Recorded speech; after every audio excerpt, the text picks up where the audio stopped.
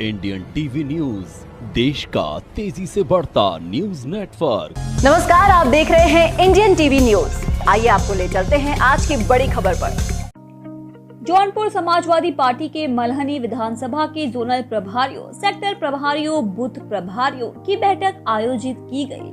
मुख्य अतिथि समाजवादी पार्टी के राष्ट्रीय महासचिव विधायक लालजी वर्मा ने बैठक को संबोधित करते हुए कहा कि समाजवादी पार्टी की पहचान उनके कार्यकर्ताओं से है। देश में जितने भी राजनीति पार्टियां हैं, अगर सबसे मजबूत किसी पार्टी के कार्यकर्ता है तो वह समाजवादी पार्टी के है। आज एक मजबूत संगठन तैयार करने का लक्ष्य समाजवादी पार्टी ने बनाया है। मुझे जौनपुर का प्रभार सौंपा गया है। आज मल्हनी विधानसभा क्षेत्र के संगठन की समीक्षा में हर बूथ पर मजबूत संगठन तैयार देखने को मिला है। जिस तरह राष्ट्रीय अध्यक्ष अखिलेश यादव ऐसा ही संगठन पूरे प्रदेश में बनाना चाहते हैं, क्योंकि ऐसे ही बूथ एक एक मजबूत संगठन तैयार करके साल 2024 में लोकसभा चुनाव लड़ना है। राष्ट्रीय अध्यक्ष अखिलेश यादव का मानना है कि जो हमारा बूथ के कार्यकर्ता है वह सबसे बड़ा नेता है, जो अपना बूथ जीता कर विधायक व सांसद बनता है और कार्यकर्ताओं का सम्मान ही सर्वोपरि है।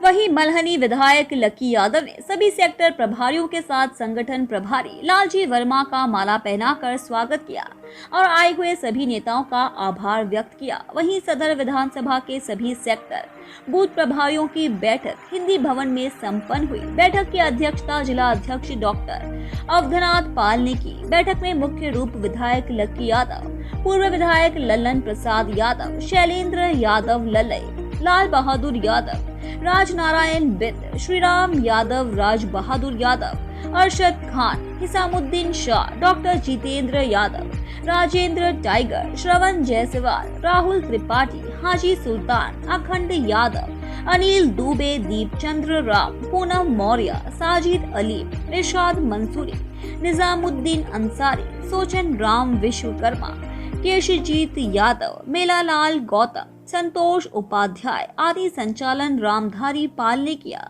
इंडियन टीवी न्यूज पर शादाब अंसारी की रिपोर्ट। समाजवादी पार्टी के जो मल्हनी विधानसभा के हमारे जिम्मेदार साथी बैठे हैं, वरिष्ठ नेताओं को मैं जिला संगठन की तरफ से बहुत बहुत बधाई धन्यवाद देता हूँ। साथ में बधाई देना चाहता हूँ यहाँ के अपने कार्यकर्ता साथियों को जो लगातार लगभग 2 बजे से यहाँ बैठे हैं। आप अपने बीच में माननीय मुख्य अतिथि जी का जो विचार सुने हैं और बूथ प्रभारी जो हमारे साथी बैठे हैं, सबको मैं बहुत बहुत धन्यवाद और बधाई देता हूं। साथ में मैं माननीय मुख्य अतिथि जी के बोलने के बाद हम लोगों को बोलने का कोई बचता ही नहीं।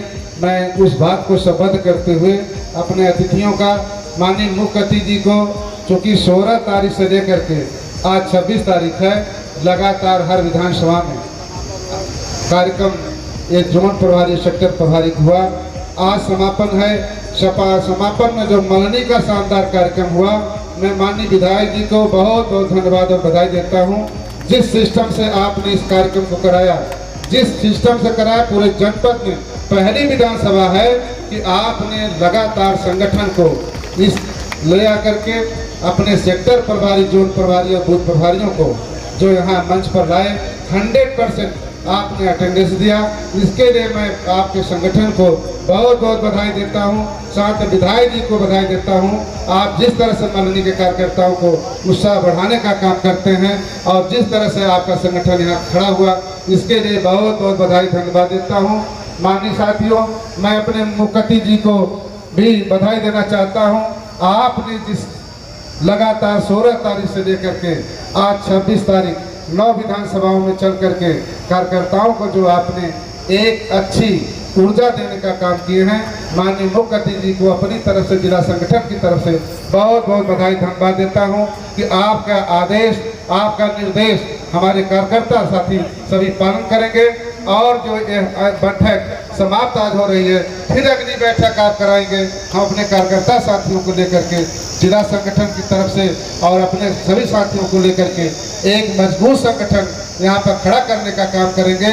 इन्हीं चंद बातों के साथ चाहता हूं आप इतना लिख के जाइएगा, अपने भतीजे के ऊपर विश्वास करके जाइएगा।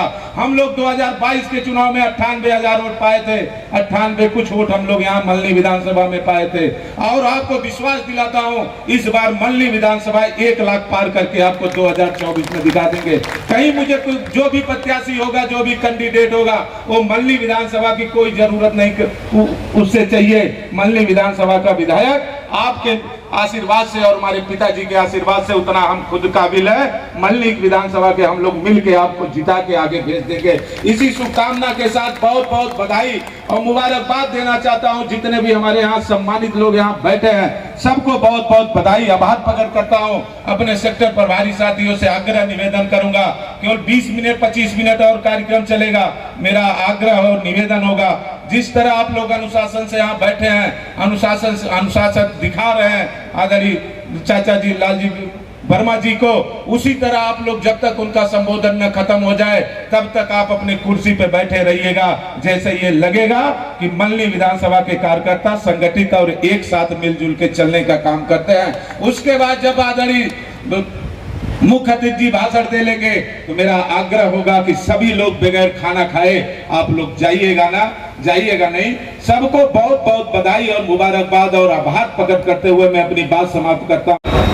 जो सबसे तैयार जिला है और समाजवादी पार्टी के लिए हमेशा सबसे मजबूत रहा है, उस जिले का प्रभारी बनाकर आप लोगों से मुझे भी कुछ सीखने को मिले, इस कारण आपके बीच में भेजने का काम किया है। साथियों, निश्चित रूप से हमें लोकसभा के चुनाव के सिलसिले में और अधिक परिश्रम करने की जरूरत है।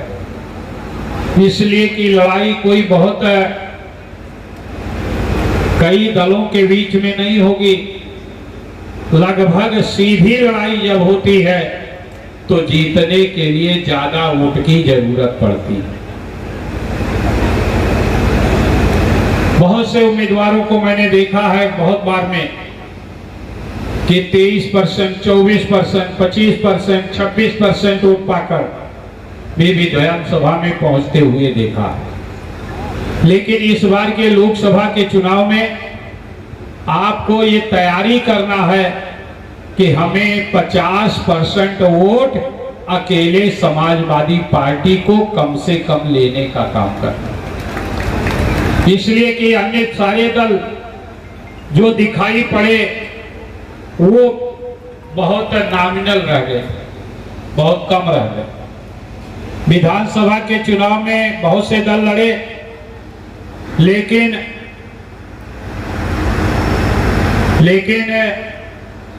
लोकसभा का चुनाव सीधा चुनाव होगा। और इसलिए आप सब लोगों को केवल इस आधार पर नहीं, भाई लकी जी ने कहा कि हम 1 लाख वोट लेंगे, अभी 1 लाख नहीं, यहाँ का लक्ष्य होना चाहिए कि हमें 1.5 लाख वोट कम से कम लेने का काम करना।